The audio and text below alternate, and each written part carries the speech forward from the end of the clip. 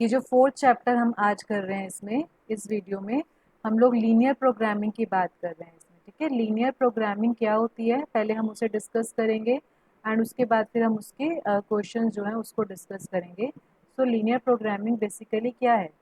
Linear programming जो है that is the branch of mathematics obviously. This is a technique for determining an optimum schedule of interdependent activities in view of available resources।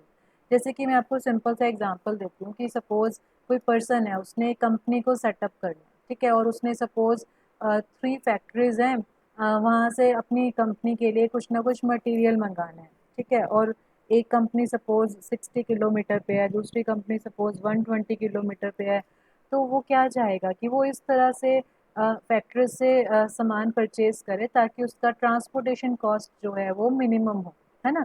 तो ये एक problem होगी कि इस तरह से वो अरेंज करे टर्म्स को कि किस फैक्ट्री से वो कितना सामान मंगाए कि ताकि उसका ट्रांसपोर्टेशन कॉस्ट जो है वो मिनिमम है। सेकेंड हम कंडीशन ये ले सकते हैं कि मान लो वो ये चाहता है कि वो किस तरह से सेलिंग करे, किस तरह से वो परचेजिंग करे ताकि उसका जो प्रॉफिट है वो क्या है, मैक्सिमम है। तो आप नोट करो, जो मैं आपको 2 एग्जांपल बोल रही हूँ, मैंने यहाँ पे 2 वर्ड यूज़ करे हैं। मैंने ट्रांसपोर्टेशन कॉस्ट के लिए मिनिमम का यूज़ किया है और जो सेकेंड प्रॉफिट वाली कंडीशन है उसके लिए मैंने मैक्सिमम का यूज़ किया। तो मैक्सिमम और मिनिमम, इसको हम कंबाइंड फॉर्म में बोलते हैं ऑप्टिमम।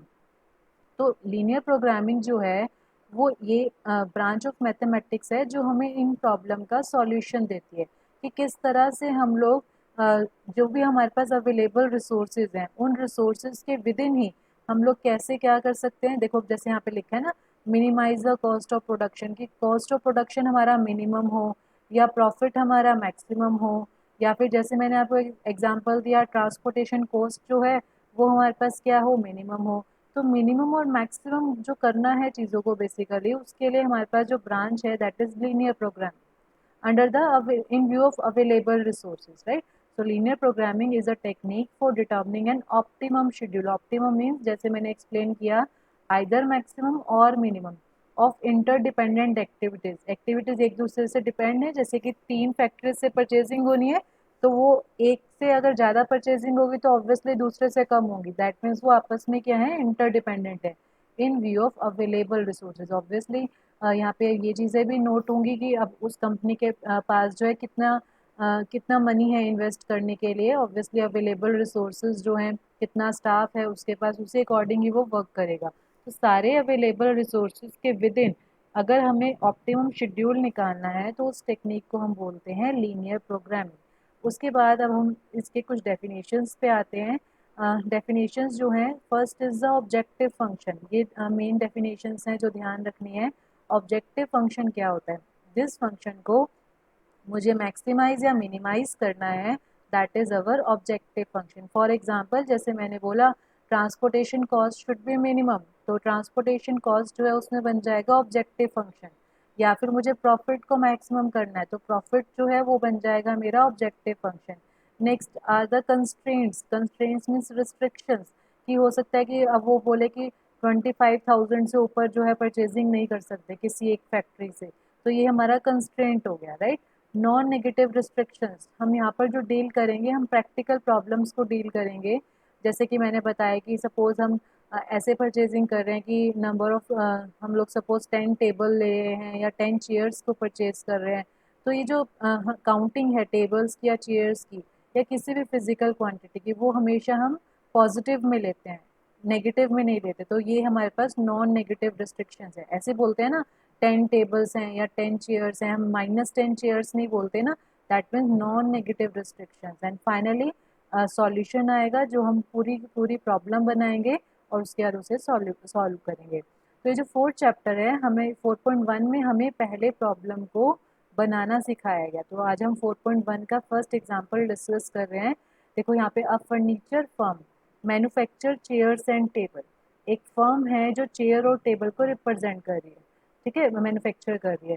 तो हमने यहाँ पे एक तो ना टेबल ज़रूर बनाना है, आपकी चॉइस है। जैसे यहाँ पे कर्सर जहाँ मूव कर रहा है ये हॉरिजॉन्टली मूव कर रहा है, ठीक है, मतलब यहाँ पे चेयर एंड टेबल इस तरह से लिखे है। आप चाहो तो इस टेबल में यहाँ चेयर टेबल लिख सकते हैं, वो हमारी चॉइस है।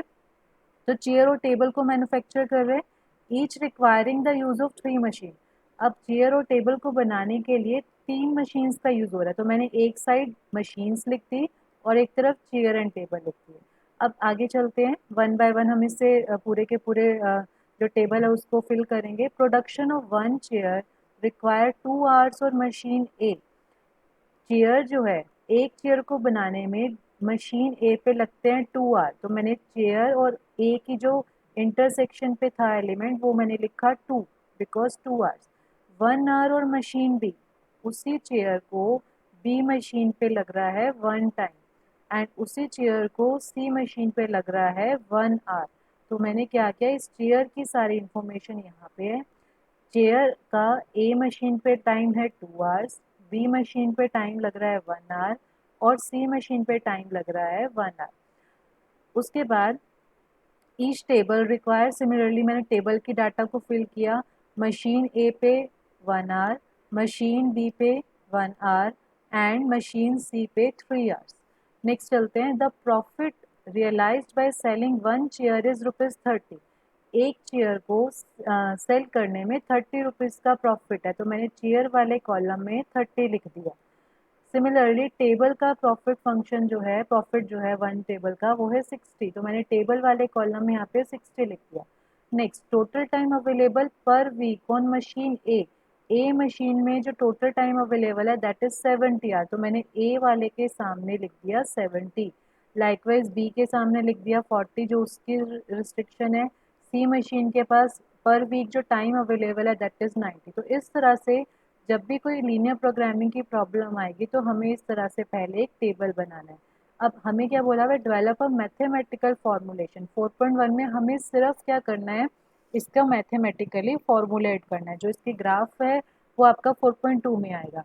तो हमें एक मैथमेटिकल फॉर्मूलेशन करनी है सच दैट क्या हो कि प्रॉफिट जो है मैक्सिमम, जो मैंने अभी आपसे बात की कि ऑप्टिमम होना चाहिए, मीन्स या तो कोई चीज़ मैक्सिमम हमें चेक करनी है या हमें मिनिमम। तो प्रॉफिट ऑब्वियसली हम चाहेंगे कि मैक्सिमाइज हो, तो हमें मैक्सिमाइज करना है प्रॉफिट को।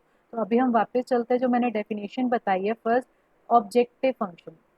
हमें सबसे पहले इस प्रॉब्लम का ऑब्जेक्टिव फंक्शन बनाना है। ऑब्जेक्टिव फंक्शन ऐसा फंक्शन जिसे हमें मिनिमाइज या मैक्सिमाइज करना है। तो यहाँ पे जो प्रॉफिट फंक्शन है हमें उसे मिनिमाइज या मैक्सिमाइज करना है।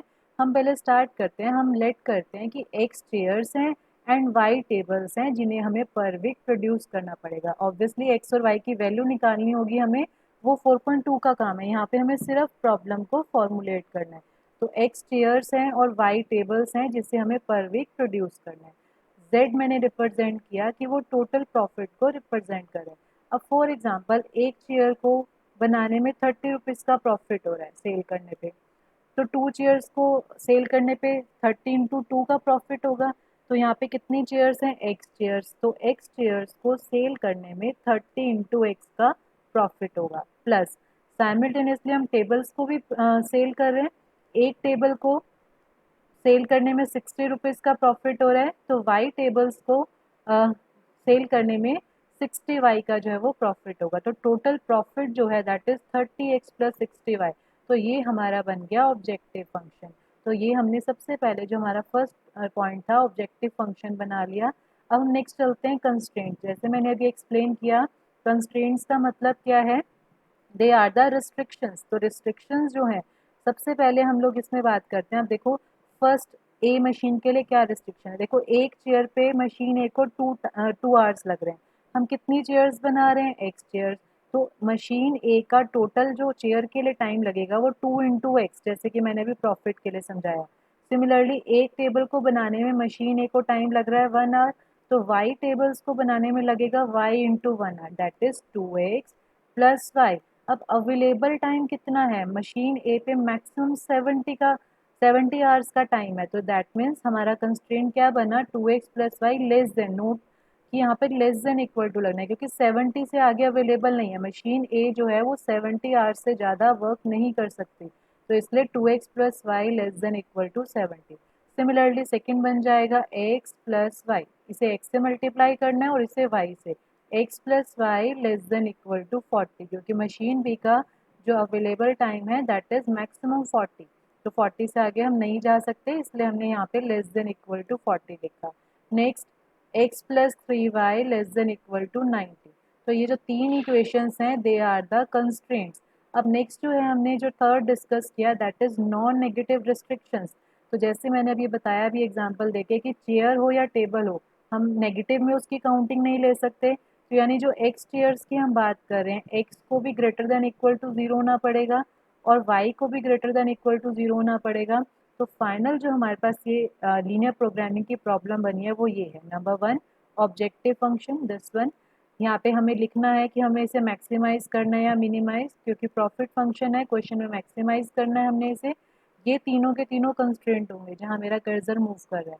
और जो लास्ट लाइन है that is the non negative restriction.